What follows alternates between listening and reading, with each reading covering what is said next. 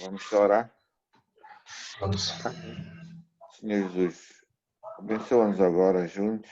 Está conosco, te pedimos, Pai. Amém. Amém. Aí vocês, se quiserem ter uma caneta e um papel aí, que a gente vai ter um monte de versículos que eu vou falar aqui, tá? Uhum. É assim, você sabe aqueles versículos que Deus diz que defende a nossa causa, que nos defende contra os inimigos, não é? Tem muitos versículos desses, né? Davi fala muito nisso, não é? Por exemplo, lá no Salmo 3 ele diz, levanta-te, 3 versículo 7, ele diz assim, levanta-te, Senhor, salva-me, pois feriste todos os meus inimigos nos queixos, né? Ele diz assim, guia-me na tua justiça por causa dos meus inimigos, envergonhem-se os meus inimigos, porquanto os meus inimigos retrocederam e caíram. Então, quer dizer, existe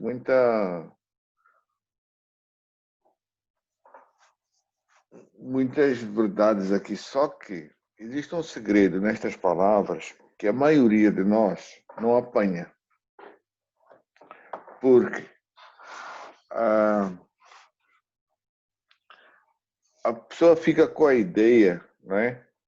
A pessoa fica com a ideia que Deus está te defendendo por tua causa, percebes? Que é como é que eu ia te explicar? Parece que Deus está te defendendo porque gosta da tua cara, né? Percebes? Ou porque muita gente se sente especial. Eu sou crente, eu sou especial. Aí Deus vai me livrar disto, vai me livrar daquilo. E, na verdade, tudo isso é uma mentira, não é? Porque, vê, no fundo, quando Deus castiga o meu inimigo, Ele não castiga o meu inimigo por ser meu inimigo, entende? Ele castiga o meu inimigo porque ele é inimigo do bem. Porque se o meu inimigo me trata mal, percebes? Então o meu inimigo não é boa res. E a gente muitas vezes pensa que Deus está a castigar ou está a mexer com nossos inimigos por causa de nós. Não é? E não é. A mexer com o nosso inimigo porque ele não é porque ele te faz mal, mas é porque ele faz o mal, pratica o mal. Não é? E então estão a ver a diferença aqui, né? Porque apanhar isto aqui, depois a gente vai continuar a defender. Porque assim, no fundo, o que Deus está fazendo é defender a causa de Deus. Não é propriamente a nossa causa, certo? Ele vai defender a nossa causa tendo nós a causa de Deus no nosso coração. Porque no fundo a causa de Deus passa a ser a tua, né? Passa a ser a minha. Entende? Por isso é que a gente pode ler lá em Jó 13, né? Vocês quiserem abrir aí, eu posso abrir aqui também. Jó 13, ele diz assim,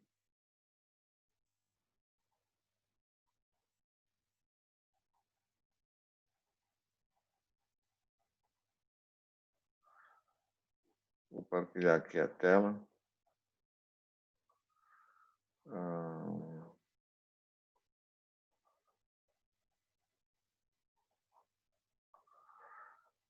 Este está em inglês.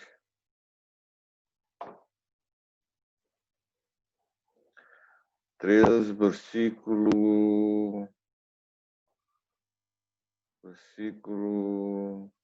18.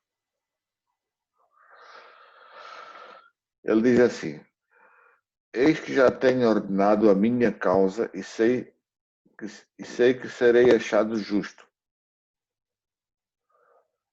Quem é que ele contenderá comigo? Se eu me calasse, renderia o meu espírito. Pronto. o que está a acontecer aqui é que Jó diz assim, eu diante de Deus estou justificado, estou justo. Então ele tem como defender a causa dele, entendes porquê? Porque ele está do lado de Deus.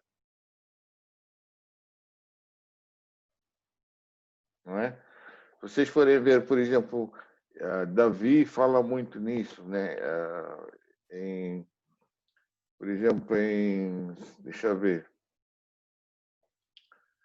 porque ele chega lá, um dos salmos, ele costuma dizer assim, mas Senhor, se por acaso achares uma culpa em mim, que os meus inimigos me persigam, que isto aconteça comigo, não é? Por quê? Porque ele sabe que a vida dele está limpinha. Agora, a questão é que muitas vezes a gente pensa, quando o Senhor Jesus nos defende, ou nos salva, nos transforma, a gente pensa que é só por causa de nós que ele está fazendo isso. E não é verdade, sabem porquê? Porque o que o Senhor Jesus está a defender é a causa de Deus em nós. Porque tu és criatura dele. Não é? E se for preciso Deus ir contra ti para defender essa causa, ele vai. Ele não vai olhar a meios.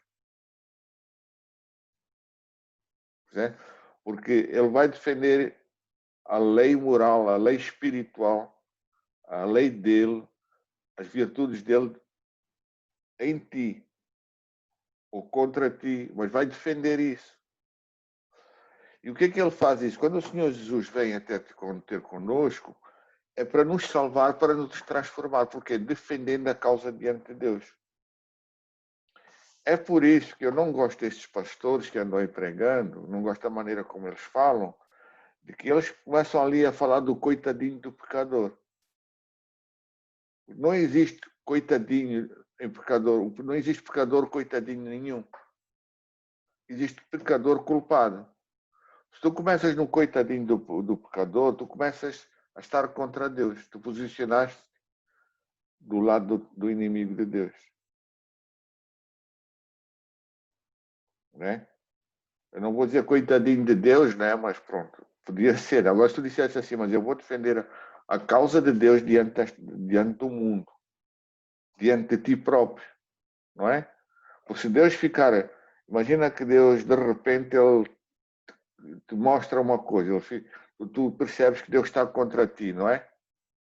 Tu vais te colocar onde? Tu vais te colocar logo do lado de Deus, né? E não, eu vou defender a causa de Deus, eu estou errado, não é?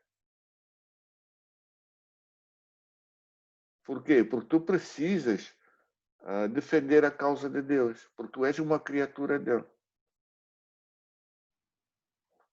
Então, esta questão de muitas vezes Deus, as pessoas dizerem, não, mas Deus vai me vingar dos meus inimigos. Ele não se vai vingar dos teus inimigos, ele vai se vingar dos inimigos de Deus.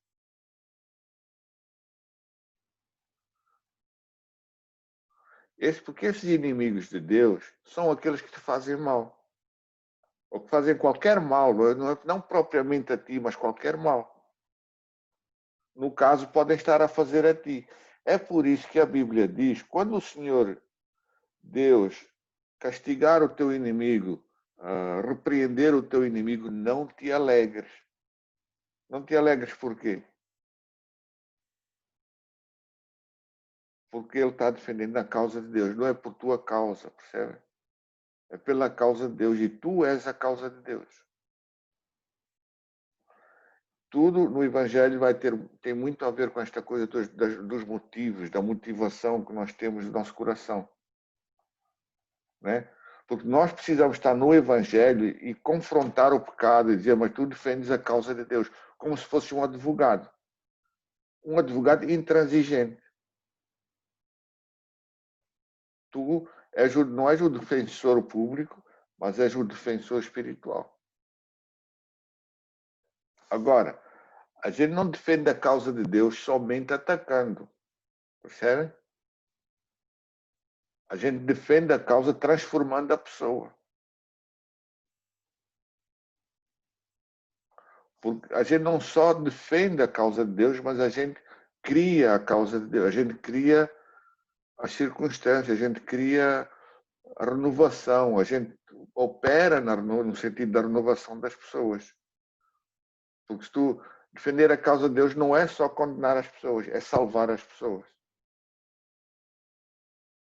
Mas quando tu estás salvando as pessoas, tu colocas-te do lado de Deus.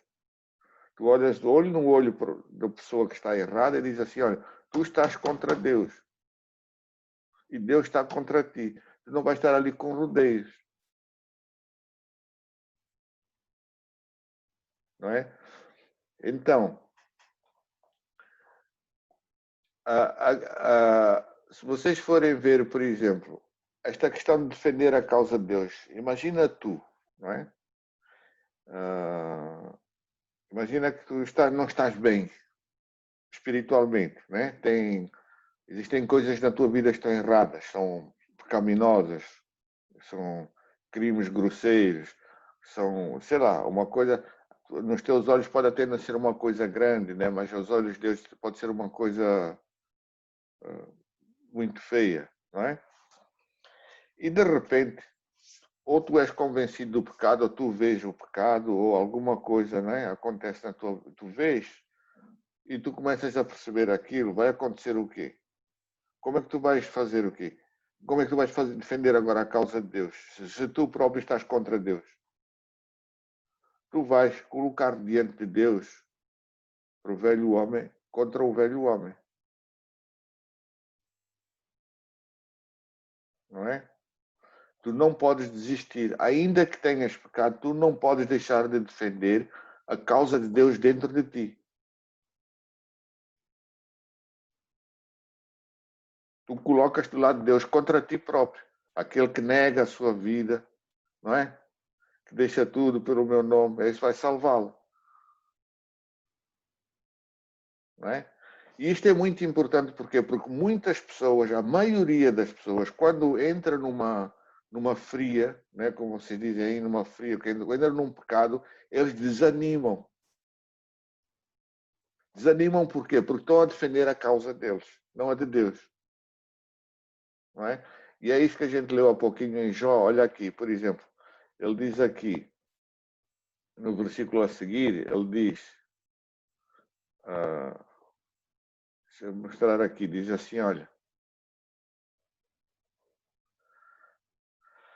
ainda que ele me mate, nele vou esperar, né? Contudo, os meus caminhos vou defender diante dele. Também, por isso é que ele diz aqui também, ele continua, eu já tenho ordenado a minha causa e sei que serei achado justo, porque ele diz assim, quem contenderá comigo? Se eu me calar, olha esta palavra aqui, se eu agora me calasse, eu iria render o meu espírito.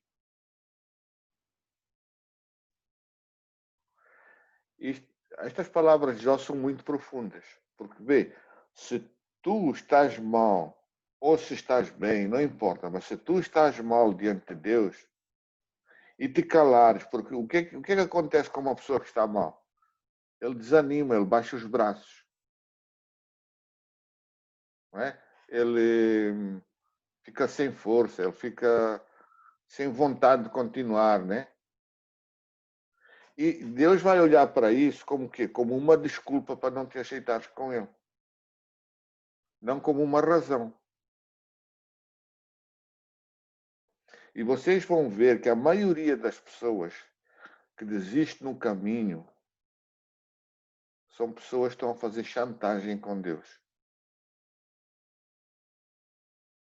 São pessoas que, no fundo, estão a arranjar desculpas para não se ajeitar com Deus, para não defender a causa de Deus. Agora, se tu fores defender, se tu tens um coração que defende a causa de Deus, tu vais defender a tua causa diante dele. Diz, mesmo que eu seja culpado, mesmo que ele me mate, mesmo que eu vou defender a minha causa diante dele. Qual é a tua causa? É a causa de Deus, a tua salvação, a tua limpeza, a tua pureza. Por que que tu vais fazer isso? Porque tu sabes que se tu tiveres pecado, né, Deus é misericordioso Tu vais defender a tua causa, vais lutar com ela.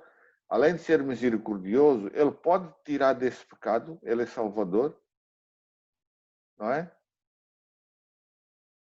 Além de ser misericordioso, não olhar para os teus pecados, além de tirar desse pecado, ele ainda transforma a tua mente de tal maneira que tu nem vais lembrar do teu pecado. Não vais lembrar assim, não vai estar no teu sistema mais. É como um vírus que saiu de ti. Imagina que tu apanhas o Covid agora, ou um vírus qualquer, não é?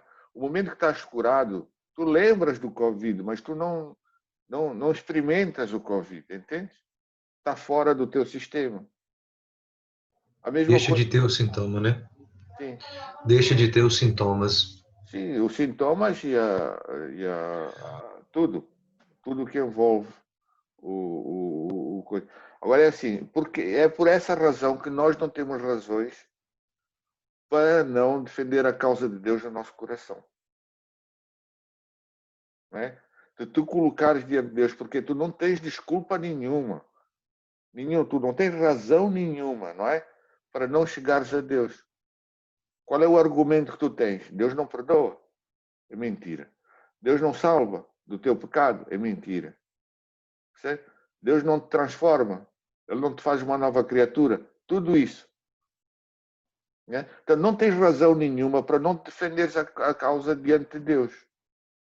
Não importa qual é o pecado que tu tens ou qual é o pecado que tu não tens.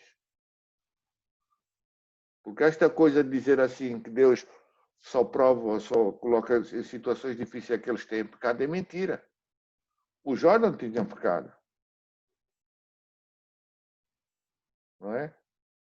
Mas mesmo assim ele diz, eu vou defender a minha causa diante de Deus. Por quê? Ele diz mesmo, mostrem o meu pecado, porque se eu tiver pecado, se vocês me conseguirem mostrar um pecado, eu sei que Deus vai me perdoar, eu sei que Ele vai me salvar, porque Ele é misericordioso. Eu não vou esconder nada. Eu não tenho razão para não estar... Não ir, a mulher diz, amaldiçoa a Deus, vai, morre logo. Eu disse, vou fazer isso por quê? Se eu tiver pecado, Ele salva-me. Se eu não tiver, Ele também vai me aceitar. Eu tenho alguma razão para deixar Deus? Não existe razão. Ah, não, é porque os meus filhos não sei o quê, é porque a minha mulher me abandonou, é porque o meu pai não me dá dinheiro, seja o que for, percebe? Eu não tenho família neste mundo. Isso é razão para abandonar Deus. O que é que Deus tem a ver com o assunto? Deus é Deus, não é? Tu defendes a causa de Deus na tua vida. Pronto, era isto onde eu queria chegar. Percebes que a causa de Deus é defendida. Quando Deus castiga o teu inimigo, ele está defendendo a causa de Deus, não é a tua. Por quê? Porque tu és a causa dele. Se tu estiveres bem com ele. E se o inimigo de Deus fores tu, ele vai continuar defendendo a causa dele.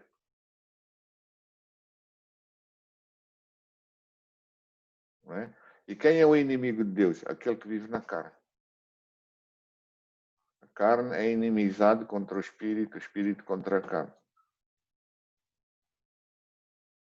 Então, olha, vamos rever as nossas vidas e começar a falar com as pessoas de maneira que elas não tenham desculpas para não vir a Deus, porque não existe razão para tu não vires a Deus. Não existe. É preferível dizer assim, olha, eu não quero ir para Deus. Pronto, tudo bem. Ao menos é sincero. Não é? Agora dizer, não, é porque eu tenho muito pecado, é porque eu não consigo livrar-me não sei de qual pecado, é porque o meu pai trata-me mal, a minha mãe não sei o quê. Que tu não existe, não tem razão para nada. Se Deus pode restaurar toda a tua vida. Tá bom? Vai, podem comentar aí, podem falar um pouquinho também. Não tem razão e nem tem desculpa, né? Não tem desculpa, não tem motivo nenhum neste mundo que te possa impedir de vir a Deus. Só você mesmo, né? Só se tu não quiseres. Sim. Se a pessoa não vem a Deus é porque não quer vir a Deus. Mas na cabeça dele ele pode ter muitos argumentos, muitas desculpas, muitas muitas noias, percebes? Muitos traumas, muitos não sei o quê, mas não é diante de Deus não existe razão para tu não vires a Ele. Quando tu não vieres a Deus, a única coisa que Ele vai te dizer, olha, isso é uma desculpa. Qual é o argumento que tu tens para não ir para Deus? Tem que ser como Jó diz, eu vou defender a minha causa diante de Deus, ainda que Ele me mate. Né? O mundo pode tratar mal, mas eu vou defender a minha salvação. Vou dizer, Senhor Jesus, eu preciso ser teu. Aí Deus vai dizer, não, tu tens muitos pecados, não posso aceitar. É isso que Ele vai dizer. Não tem como Ele dizer uma coisa dessas. Tá? Então, nunca se esqueçam disso. Quando vocês estiverem a pregar o Evangelho, a falar com as pessoas, não existe razão nenhuma para qualquer pessoa neste mundo não vir a Deus. Seja o pecado dele qual for, seja o que for, não existe. Não existe problema, não existe nada. Muita gente diz, não, mas quando Deus me resolver o meu problema, eu vou ter com ele. E daí? O que o teu problema tem a ver com Deus? São coisas distintas, entende? Tu vais ter com Deus e pronto. Se o teu problema se resolver, resolveu. Se não resolver, não resolveu. Mas tu não vais já deixar Deus só porque o teu problema não resolveu. Tá bom? Tá, Felipe? Podes comentar. Não, ficou bem esclarecido, Mateus. Yeah. Pronto, era isso que eu tinha no meu coração para falar. Vamos defender a causa de Deus diante de Deus, ainda que seja contra nós mesmos. Defender no sentido de nos salvarmos a nós mesmos, de nos renovarmos. Esclareceu totalmente, onde muitas pessoas, inclusive eu, pensava assim, né? Assim, Deus me ama e tal, Deus entrou na minha causa, mas não por Aí mim. alguém te rouba, Deus vai te defender contra não sei quantos. E é mentira. Então. Se Deus castigar quem te roubou, não é por tua causa, não. É porque aquele homem está no lado errado. Porque ninguém rouba para fazer bem, né? Uhum. É porque, entendeu? Não é propriamente por ti, é porque aquela pessoa está a fazer errado. Se eu roubar o vizinho lá, o satanista também está errado. Deus podia ir com ele na mesma, contra ele na mesma. Não é por seres crente, né? Não se sinta especial, né? Aquilo que também a gente já vem discutindo, né? Sim. Sobre quando o ser humano, né? Quando a criatura de Deus se acha no direito, né? Tem o direito. Sim. Ela tem essas visões, essa. Aí Quando você Aí quando entrou as você doutrinas da prosperidade, da Deus obrigado a curar-te, não sei o que, não sei o que. Quando você se sente que você não tem direito, pronto, aí começa a semente de Deus ser iniciada no coração do crente. É como o próprio Jesus falou, né? Ele falando para o discípulo que se um senhor tem seu escravo, seu servo, e esse servo já vem cansado digamos, Sim. da roça, sei lá, né? Da fazenda, o que quer que seja. Aí diz, aí serve aí o meu jantar. Quando chega, vai preparar a janta aí, o almoço, o que quer que seja lá, na hora que for. Sim. E aí depois, quando a gente se servir, é que você vem e se serve. Aí esse servo olha para ele e diz, eu sou um servo inútil. Né? Eu sou um servo inútil porque eu só fiz o que me foi mandado. Né? É isso aí. Certo? Agora, só que a maioria dos crentes tem que ter cuidado com uma humildade falsa. Porque eles acham, muitos falam isso só fachada. Percebe? Eles não vão assumir isso como uma realidade, como uma verdade verdadeira, percebe? Eu ainda não vi ninguém que se acha com um servo inútil. Assim, andou a pregar. Se eles, acabou a pregação e muita gente salvou. Será que ele se ajoelha e diz, eu sou um servo inútil? Né? Muita gente diz essas coisas de fachada, de fingimento. A gente tem que saber que isso é uma verdade pura, nua e crua. Quer a gente goste disso ou não, né? Mas mesmo que Deus me ache inútil, por que eu não vou trabalhar para Ele? Eu conheço uma pessoa que ele, muitas vezes na oração dele diz: Senhor Jesus, se tu me julgares no inferno um dia, mas deixa-me até lá, até o fim da minha vida, pelo menos fazer a tua obra. Aí depois, no fim, eu quero ter esse privilégio, quero ter essa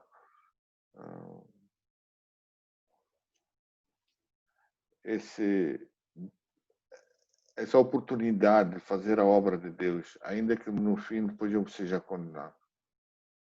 É uma maneira de falar, né? Não tem razão para tu não viveres para Deus. Então tá. Pronto. Então ficamos por aqui, né? Certo. Aí um de vocês quiser orar para fechar. Diz. Pode falar. Pode orar? Pode. Não. Depois a gente comenta. Sim. Vamos orar. Senhor Deus, nosso Pai, obrigado, Senhor, pela tua bondade de estarmos aqui juntos e aprender a tua palavra, ouvir, Senhor Deus, aquilo que o nosso coração se alegra. Nós suplicamos a tua bênção, que o Senhor nos permita andar nos teus caminhos e sermos guiados como ovelhas, Deus. Nós te agradecemos. Amém. Amém. Tá bom. Aí se vocês depois quiserem versículos que falem, vocês vão aí ver numa enciclopédia, numa concordância assim, veem só esses versículos que ele fala que Deus unge a tua cabeça com óleo na presença dos inimigos. Aí não fiques pensando que é por tua causa, porque é por ser especial. É pela causa de Deus, entende?